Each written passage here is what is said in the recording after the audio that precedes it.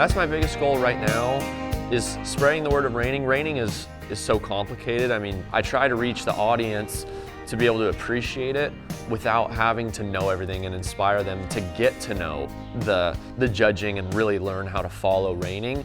Because, I mean, there's a reason that there are so many non-pros in reining, that their life, it's like as if they were a horse trainer. They're all the shows, that's all they do is hang out there. They breed. It's because it's so addictive and it's so exciting once you truly get around it. So my goal is to spread the word of, you know, Western lifestyle, as well as specifically for me, reining, so that people get to see that, and people start to get excited about the sport, and just overall try to grow it as much as I can. My dad is one of the best trainers of all time, so I had the best coach, and I had a lot of opportunities that other people didn't. But I started when I was 12, and I really enjoyed, you know, I enjoyed showing the competitive nature of it, but when I really decided I wanted to be a horse trainer was more when I was, you know, 16 or so. Honestly, my favorite part really is like the breeding, watching them grow up, training them, and being a part of the whole story. Like, if I could breed a horse that wins a big event, and then, like, if it's a stud, stand it at stud and ride the offspring, that'd be like my favorite thing ever, because that's my favorite part, and I love being involved in that. So if I could ever, which I've already done that a little bit with mares, as far as I have a few good mares that I've shown that I'm riding the babies from now, and I choose what studs they get bred to and all that whatnot. So I love that, and if I can continue that and have a deal where I've won on generations of horses, that's my dream.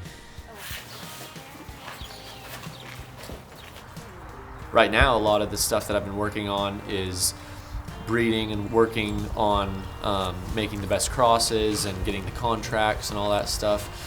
And then also, I really enjoy business. I think that no matter what I do, I would be some sort of an entrepreneur.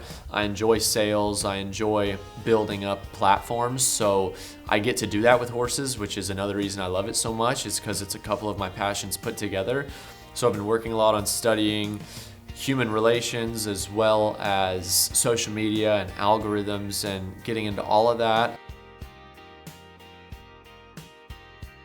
Once you're in the horse business, reining, whatever it may be, like, it's in your life the rest of your life. I think that there's a reason that the old retired horse trainers still come to the horse shows and watch and hang out, is because it's something that you fall in love with, I think, and get so addicted to and wanting to be better, that even when you slow down, it's still on your mind. I think for me, when I'm done reining, who knows, I might have kids that enjoy reining, so even though I'm not training that much, being a mentor, something of the sort, I think I would enjoy that. 100% will breed and buy horses probably my whole life, because I love, you know, finding a prospect in the pasture that I like and then investing in it and hoping that it turns into something great.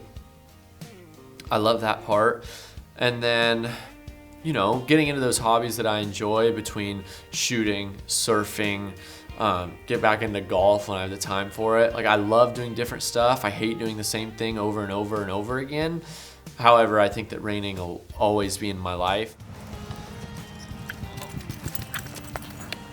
I think I've always wanted to be great at something. When I was young, in my junior year, where I realized that I for sure wanted to train, and I was gonna put every single one of my eggs into that basket and give myself the best head start that I could to be a horse trainer. I was gonna dedicate all my time and everything I had into doing that. I wanna get going. I wanna go and start getting better right away. I don't wanna waste any time, because I'm young, I have the energy, I'm driven, and I'm so lucky and so blessed to have something that I'm so passionate about and love doing.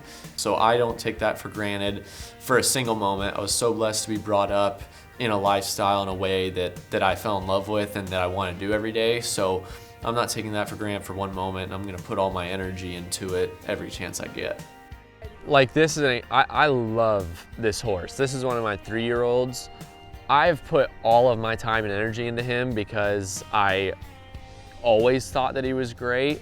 And so even when he started a little bit tough and waspy, I stuck it out because I thought that he'd be really, really good. And his breeding is perfect. You know, Spook's Got a Whiz is one of the top 2 sires in the Reining and has been for, you know, 5 years, 10 years.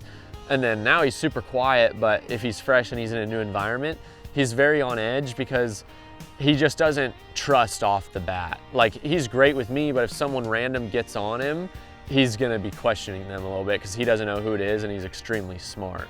He's one that can handle a lot of speed and not get razzled, and that's just like her. So, I mean, if he continues on the path he's on now, he should be really good and be able to win a lot of money, and then hopefully be, you know, a breeding stallion one day. Since we don't have Trashy Dreams anymore to breed and continue the horse that she was, maybe he can be, you know, a progeny of hers that passes on what I wish she got to pass on before she passed away.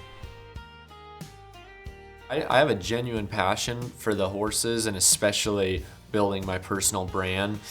I mean, I am so blessed to have some horses that are really, really amazing, and I think coming up that are really cool. So that makes me really inspired, because horse training's hard to where it'll kill your confidence really quick, because one moment it's going really good and then the next moment it's just like a student. They struggle with something, they wake up on the wrong side of the bed, they're having a bad day, whatever it may be, and it can make you feel like you know nothing, and then 4 hours later, you kind of find your groove again and you feel like a really good horse trainer again. Live Your Western, to me, is embracing all of those Western attributes and the Western lifestyle. Living Western goes so much deeper of that, to where it's the core values of the cowboy of respect, loyalty, hard work, determination, dedication.